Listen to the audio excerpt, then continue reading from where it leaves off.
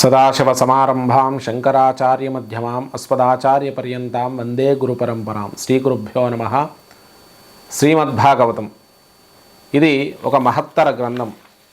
భగవద్భక్తికి నిదర్శనమైనటువంటి ఎన్నో కథల సమాహారం.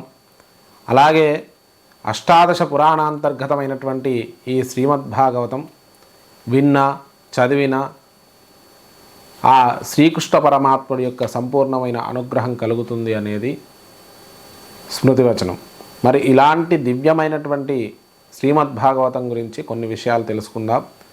శ్రీమద్భాగవతం 12 స్కందములు, 335 అధ్యాయాలు, అలాగే 18,000 శ్లోకాలు, 5,76,000 అక్షరాలు. ఇది శ్రీమద్భాగవతం. మరి శ్రీమద్భాగవతం సంఖ్యా ప్రమాణమేనా, లేదంటే ఇందులో ఉన్నటువంటి గొప్ప విషయాలు ఏంటివి అనేది మనం ఈ వీడియోలో సూక్ష్మంగా తెలుసుకుందాం. ఇక భవిష్యత్తులో శ్రీమద్భాగవతంలోని అద్భుతమైనటువంటి కథలను మీకు అందించే ప్రయత్నం చేస్తాను. మీకు ఎవరికైనా శ్రద్ధ ఉండి శ్రీమద్భాగవతం కథలు తెలుసుకోవాలి, చాలామంది పురాణాలను చాలా అద్భుతంగా చెప్తారు. చాగంటి వారు కానీ గరికపాటి వారు కానీ ఇంకా అద్భుతమైనటువంటి విషయాలు చెప్తారు. అయితే ఎందరు చెప్పినా కూడా ప్రతి వారిలో కూడా ఒక కొత్త కోణం అనేది ఉంటుంది. కాబట్టి మీకు గనుక శ్రద్ధ ఉండి చూడాలి అనుకుంటే మన ఛానల్ని సబ్స్క్రైబ్ చేసుకొని ఈ శ్రీమద్భాగవతంలోని ముఖ్యమైనటువంటి అద్భుతమైనటువంటి విషయాలతోటి విశ్లేషణలతోటి మీకు అందించే ప్రయత్నం చేస్తాను. ఇక శ్రీమద్భాగవతం అంటే అష్టాదశ మహాపురాణాల్లో ఒకటి. అలాగే ఈ అష్టాదశ పురాణాలే కాకుండా ఒక అద్భుతమైనటువంటి విషయ పరిజ్ఞానం అనేది మనకు ఈ శ్రీమద్భాగవతంలో ఉంటుంది. మనకు పురాణాలు ఎన్నున్నా కూడా ముఖ్యమైనవి 3 మనకు దర్శనమిస్తాయి. ఒకటి రామాయణం, ఒకటి భారతం, ఇంకొకటి భాగవతం. అయితే రామాయణ భారత భాగవతాలు ఈ మూడిట్లో మరి దీనికి ఎందుకు ప్రాముఖ్యత ఇవ్వాలి? రామాయణానికి రామాయణం ప్రాముఖ్యత ఉంది, భారతానికి భారతం ప్రాముఖ్యత ఉంది, భాగవతానికి ఎందుకు ప్రాముఖ్యత ఇవ్వాలి అనేది మనం తెలుసుకుందాం. మొట్టమొదట రామాయణం గురించి తెలుసుకుందాం. రామాయణం అనగానే మనం ఒకటి గమనించాలి. ధర్మం ఏమిటి, ధర్మబద్ధంగా జీవితం ఎలా సాగించాలి, ఎలా అధర్మం నుంచి మనం దూరంగా ఉండాలి, ఎలా ధర్మంగా ఉంటే అందరూ ఎలా నిన్ను ఇష్టపడతారు, అందరికీ ఇష్టంగా ఉండాలంటే మనం ఏం చేయాలి, ఇలాంటి విషయాలు రామాయణంలో మనకు దర్శనమిస్తాయి. శ్రీరాముడు ఎక్కడా కూడా ఏమీ చేయడు. ఆయన ధర్మంగా నిలబడతాడు. ఆయన చుట్టూ ఉన్న వాళ్ళే ఆయన చుట్టూ తిరుగుతుంటారు. ఆయన పని ఆయన చేసుకుంటూ వెళ్తాడు. కాబట్టి మనిషి ధర్మంగా నిలబడి ధర్మంగా జీవితాన్ని కొనసాగిస్తే భగవద్ అనుగ్రహం అనేది కలుగుతుంది. ఈ భగవద్ అనుగ్రహం పక్కన పెడితే నిన్ను నువ్వుగా ప్రపంచానికి ఒక గొప్ప స్థితిలో నిన్ను పరిచయం చేసుకోగలుగుతావు. నీవు కేవలం చేయాల్సిన పని ఏంటి అంటే ధర్మంగా నిలబడడం. ధర్మం అంటే ఏంటి అంటే అది ఇంకా వచ్చే వీడియోలో మనం తెలుసుకుందాం. ధర్మం చాలా విశాలమైంది. ఎందుకంటే ధర్మాన్ని యుగాన్ని బట్టి మార్చుకున్న వాళ్ళు ఉన్నారు, సమయాన్ని బట్టి మార్చుకున్న వాళ్ళు ఉన్నారు. కానీ ధర్మం అనేది వేదము చెప్పిందే ధర్మం.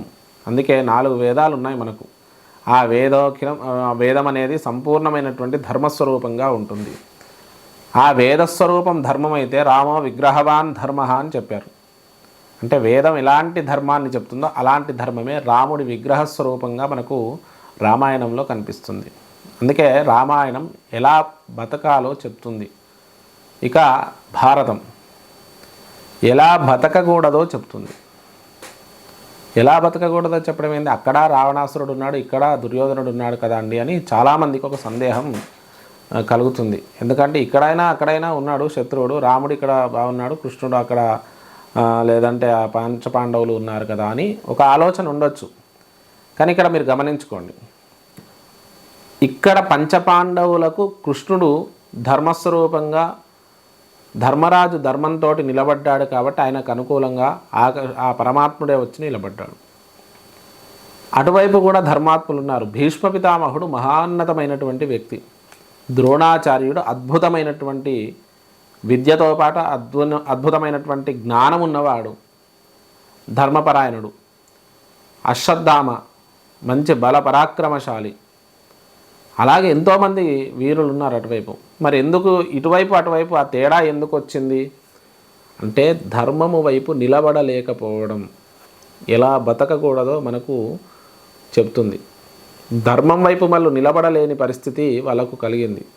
పరిస్థితులకు తల వంచి మనం అధర్మం వైపు నిలబడితే సాక్షాత్తు భీష్మ పితామహుడే అంపశయ్య మీద పడుకోవాల్సి వచ్చింది. ఈ శరీరంతో చూసినటువంటి దోషాలకు ఆయన ఆ శరీరాన్ని శిక్షించి దానికి మోక్షాన్ని ఆయనే ప్రసాదించుకున్నాడు. అలాగే ద్రోణాచార్యుడు ఎంతో మహాపరాక్రమశాలి. ఆయన ప్రియ శిష్యుడు అర్జునుడే, కానీ అధర్మం వైపుకు ఆయన నిలబడ్డాడు. అంటే యుద్ధంలో ధర్మాధర్మాలు విశ్లేషణ వదిలేస్తే ద్రౌపదీ వస్త్రాపహరణం లాంటి ఘట్టంలో ఆయన సాక్షిభూతంగా ఉన్నాడు. కాబట్టి అలాంటి అధర్మం జరుగుతున్నప్పుడు ఎత్ర నార్యంతు పూజ్యంతే రమంతే తత్ర దేవత అని మనకు స్మృతి వచనాలు చెబుతున్నాయి. కాబట్టి స్త్రీలను గౌరవించలేని స్థితిలో ఉన్నటువంటి రాజ్యంలో కానీ ఆ రాజు దగ్గర కానీ మనం నిలబడడమే తప్పు. కాబట్టి స్త్రీమూర్తిని గౌరవించే స్థితి ఉండాలి అనేది, అందుకే ఎలా బతకకూడదో ఎలా ఉండకూడదో భారతం చెప్తుంది. ఏం చేయాలో చెప్పేది శ్రీమద్భాగవతం. ఏం చేయాలో ఏం చెప్తుందండి అంటే మనిషికి ధర్మము ఎంత సాధ్యమో ధర్మం ఆచరించలేని పరిస్థితి కూడా కొంత ఉంటుంది. చాలా ఉంటాయి. అజామిలోపాఖ్యానము, అంబరీషుడి కథ, ఇలా చాలా కథలు ఉంటాయి. మన కార్తీక పురాణంలో ఒక వేశ్యకు కూడా మోక్షము శివదూతలు ప్రసాదిస్తారు. ఇలా ఒకవేళ మనం ధర్మాన్ని పట్టుకొని నిలబడలేని పరిస్థితి కలిగింది, కొంత అధర్మం చేసుంటాము, కానీ మన శరీరము వెళ్ళిపోయేటప్పుడు భగవంతుడి యందు ప్రేమతో మనం చేసే ప్రక్రియలు నారాయణ స్మరణ అనేది మనకు మోక్షాన్ని ఇస్తుంది. కాబట్టి ఇన్ని సంవత్సరాలు చేసినటువంటి పాపకర్మలన్నీ ఒక ఎత్తు అయితే ఆ నిమిషంలో ఆ మరణకాలమందు ఆ మరణ వేతనతోటి ఉన్నప్పుడు భగవంతుడి యందు దృష్టిని మరల్చడం అనేది మోక్షకారకం అవుతుంది. అప్పటికీ మరల్చలేకపోతే పునరపి జననం పునరపి శయనం అని చెప్పేసి మళ్ళీ పుడుతూ చస్తూ ఉంటాం. కాబట్టి ఏం చేయాలో చెప్పేది శ్రీమద్భాగవతం. ఎన్ని కష్టాలు వచ్చినా ఎన్ని సమస్యలు వచ్చినా భగవంతుడి పాదాలు పట్టుకున్న వాడికి భగవంతుడి యందు స్థానం అనేది మనకు దక్కుతుంది. అందుకే భాగవతం అనేది మహోత్కృష్టమైన గ్రంథం.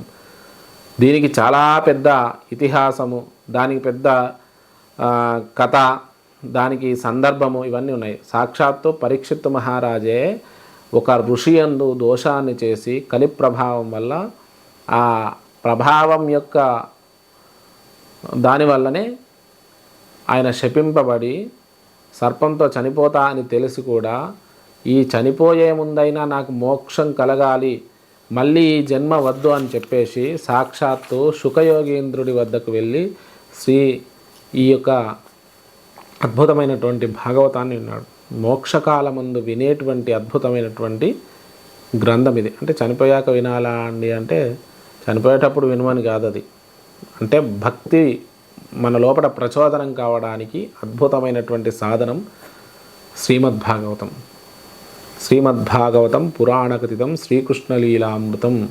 శ్రీకృష్ణుడి యొక్క అద్భుతమైనటువంటి లీలలు, ఆయన లీలలు వింటుంటే మన మనస్సు చిన్న పిల్లవాడిలా మారిపోతుంది. చిన్న పిల్లవాడిలా మారిన వాడి మనస్సులో ఎటువంటి దోషాలు, ఎటువంటి కల్మషాలు, ఎటువంటి రాగద్వేషాలు ఉండవు. అది మనం గమనించాలి. అందుకే కృష్ణుడి భక్తులలో ఆయన విమర్శించే వాళ్ళు విమర్శిస్తారు, వాళ్ళ గురించి మనకు అనవసరం. మనం ఏంటి, ఆ కృష్ణుడి లీలలు మనం వింటూ ఉంటేనే మన జన్మ చరితార్థమవుతుంది, మన మనస్సు ఉత్తేజమవుతుంది, మన సమస్యల మొత్తానికి పరిష్కారం అనేది దొరుకుతుంది. ఎందుకు అంటే భాగవతం ఎంత గొప్పదో భగవద్గీత అంత గొప్పది. భగవద్గీత చెప్పినటువంటి శ్రీకృష్ణ పరమాత్ముడి లీలలే అక్కడ గీతలాగా చెప్పాడు, ఇక్కడ ఆయన కథలాగా ఆయన చూపించాడు, అంతే తేడా. ఎందుకంటే అక్కడ ధర్మం ఎంత గొప్పగా ఉంటుందో ఆయన అక్కడ నిరూపించాడు.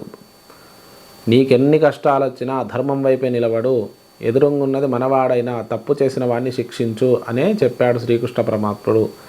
శిక్షించు అంటే శిక్ష పడేలా చేయని. ఇప్పుడు ఏదో మనం కత్తులు పట్టుకొని ఖడ్గాలు పట్టుకొని తప్పు చేసిండు కదా అని సంహరించడం కాదు, మనము ధర్మం వైపుకు నిలబడాలి.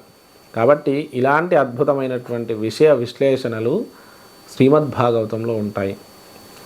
ఎందుకంటే రేపటి నుంచి ధనుర్మాసం అనేది ప్రారంభమవుతుంది. శ్రీకృష్ణ లీలలు మనం తెలుసుకుంటే, ఆ శ్రీమద్భాగవతాన్ని కొన్ని ఎపిసోడ్లుగా మనం తెలుసుకుంటే, 10 మంది చూసినా కూడా వీడియో పెడతాను, 100 మంది చూసినా కూడా వీడియో పెడతాను. ఎంతోమంది చూడాలని నాకేం ఇది లేదు. కాకపోతే వీలైనంత వరకు ఒక అద్భుతమైనటువంటి కథలను వినే ప్రయత్నం చేయండి. ఇక దీంట్లో ఇంకొక విషయం ఏంటి అంటే, పురాణం అనేది, పురాణానికి 5 లక్షణాలు ఉన్నాయి. అందులో శ్రీమద్భాగవతానికి సంపూర్ణంగా 5 లక్షణాలు మనకు కనిపిస్తాయి. ఒకటి సర్గ, అంటే ఈ సృష్టి ప్రారంభం ఎలా జరిగింది అనేదానికి మనకు సృష్టి ప్రారంభంలో ముందు ఈ చైతన్యం ఎలా పుట్టింది, అందులోంచి మానవ జాతి ఎలా పుట్టింది, దేవతలు ఎలా ఆవిర్భవించారు, రాక్షసులు ఎలా ఆవిర్భవించారు, ఇవన్నీ కూడా సృష్టి క్రమాన్ని చెప్పేది సర్గ అంటారు. ప్రతిసర్గ అంటే ఇవన్నీ కూడా మళ్ళీ ప్రళయంలో కలిసిపోవడం, అంటే డిస్ట్రాక్షన్. ఈ పుట్టినవన్నీ కూడా జనరేషన్ ఎలా ఉంటుందో డిస్ట్రాక్షన్ కూడా అలా ఉంటుంది. కాబట్టి సర్గ ప్రతిసర్గ అనేది ప్రతి పురాణంలో మనకు చూపించబడుతుంది. అలాగే వంశం అంటే ఇంటి పేరు. ఇప్పుడు ఇంటి పేర్లు చెప్పుకునే పరిస్థితి లేదు సమాజంలో, ఎందుకంటే కులము గజ్జి అంటారు కదా. సరే, అవన్నీ వదిలేస్తే వంశం అనేది నీ పూర్వీకుల యొక్క గొప్పతనాన్ని నీకు చెప్పేది. అదొక క్యాస్ట్ కాదు. వంశం అనేది మీ పూర్వీకుల గొప్పతనాన్ని నీకు చెప్పేది. ఎందుకు గొప్పతనం? వాళ్ళ గొప్పతనం మనం తెలుసుకొని ఏం చేయాలండి? మనం బతికితే సరిపోదా అనుకుంటారు. వంశంలో అలాంటి మహానుభావులు ఉన్న వంశంలో పుట్టిన వాళ్ళు అంతకు మించి గొప్ప స్థితికి చేరుకోవాలి. ఏ వంశంలో అయినా ఆయన గొప్ప పని చేశాడంటే వాడు పనికి వాళ్ళ కొడుకు చేస్తే ఆయన చేసిన పుణ్యం కూడా, ఆయన చేసిన పని, ఆయన గొప్పతనం కూడా క్షీణిస్తుంది. కాబట్టి భవిష్యత్ తరాలు వాళ్ళ గొప్పతనాలు తెలుసుకుంటేనే అంతకంటే గొప్ప వ్యక్తులు ఆవిర్భవిస్తారు. ఇది మనకు రాముడు తండ్రి దశరథుడు మహానుభావుడు, ఆయన రఘుమహారాజు, అజమహారాజు, వీళ్ళంతా మహానుభావులు. దిలీపుడు, సగరుడు, ఇంకా ఎంతోమంది ఉన్నారు. వీళ్ళందరూ కూడా ఆ వంశంలో గొప్ప గొప్ప చరిత్రను పొందిన వాళ్ళే. అలాంటి వంశంలో పుట్టాడు కాబట్టి వాళ్ళందరికంటే గొప్ప స్థితికి ఆయన చేరుకున్నాడు. ఎందుకు అంటే వాళ్ళ వంశంలోని గొప్ప వాళ్ళ స్థితిని ఆయన తెలుసుకున్నాడు. కాబట్టి రామచంద్రుడి యొక్క చరిత్రను ఈ రోజు వరకు మనం వింటున్నాం. శ్రీకృష్ణుడి చారిత్రాన్ని ఇప్పటి వరకు వింటున్నాం. కాబట్టి మీ వంశంలో ఉన్న గొప్ప వాళ్ళను, అంతకంటే నువ్వు గొప్పగా బతకడానికి ప్రయత్నించాలి కానీ అంతకంటే దిగజారడానికి ప్రయత్నించకూడదు. అది మనం తెలుసుకోవాల్సిన విషయం. ఇది వంశం అనే దానికి ఉద్దేశం. దానికి వంశాల గురించి ఎందుకు తెలుసుకోవాలంటే, అలాంటి మహానుభావులు పుట్టిన భారతఖండంలో మనం పుట్టాము. ఇలాంటి పుట్టిన దాంట్లో మనం ఎన్నో విషయాలు మనం తెలుసుకోవాలి. కాబట్టి ఎంతో గొప్పగా బతకాలి. మన దేశం యొక్క ఔన్నత్యాన్ని ప్రపంచ దేశాలకు నిరంతరం చాటి చెప్తూనే ఉండాలి. ఎందుకంటే సమాజంలో మార్పులు వస్తూనే ఉంటాయి. కొత్తగా మన భవిష్యత్ తరాలకు చెప్తూనే ఉండాలి. ఆ విషయాన్ని ప్రపంచానికి తెలుసుకునేలా చేయాలి. అలాగే వంశం, మన్వంతరం, కాలాన్ని డివైడ్ చేస్తారు. మన్వంతరం అంటే ఒక్కొక్క జోన్లో ఒక్కొక్క విషయాలు జరుగుతుంటాయి.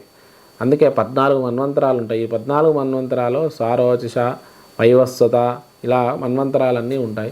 ఈ మన్వంతరాలన్నింటినీ కూడా జరిగిన కాలాలను డివైడ్ చేసి పార్టీషన్స్గా చేసి 14 భాగాలుగా చేశారు. ఇప్పుడు మనం వైవస్వత మన్వంతరంలో ఉన్నాం. ఇక వంశానుచరితం. ఈ వంశం యొక్క గొప్పతనం తెలిసింది. మరి ఆ వంశానుచరితం అంటే ఆ వంశంలోని ఎవరైతే సుప్రసిద్ధులు ఉన్నారో, ఇప్పుడు రఘువంశంలో రాముడు, దిలీపుడు, సగరుడు మొదలైనటువంటి వాళ్ళు ఎలా ఉన్నారో, అలాగే అర్జునుడు మొదలగు పాండురాజు వంశంలో ఉన్నారో, కురువంశంలో, ఇలా ఒక్కొక్క వంశంలో ఉన్న మహానుభావుల చరిత్రలన్నీ చెప్పేది.